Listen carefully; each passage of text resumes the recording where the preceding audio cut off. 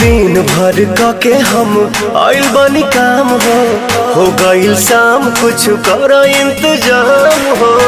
सुना तारू हो बोली ना जी। हाँ। दिन भर के हम आइल बानी काम हो गईल शाम कुछ कर इंतजाम हो। दही में दम रही तबे लड़ी गाड़ी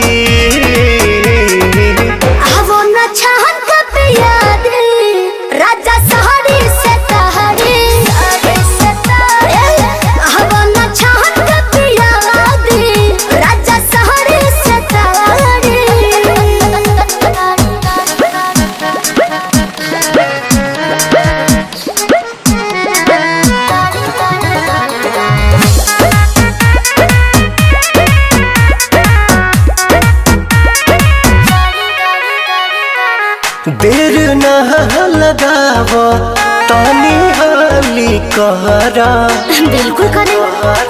चटक चिखाना चिखा के लवने खाली कहरा।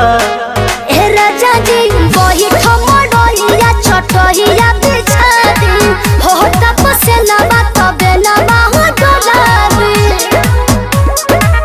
मूड बनो के तनी बने दया नाड़ी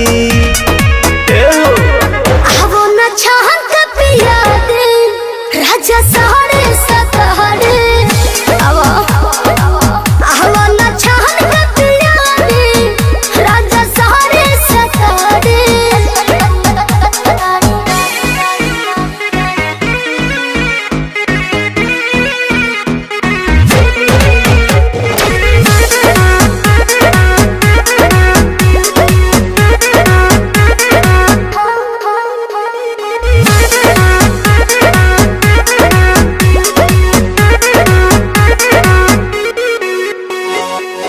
आज तो मिजाज मेहना नरमी चाही ए जी गरमी के दिन में गरमी चाही।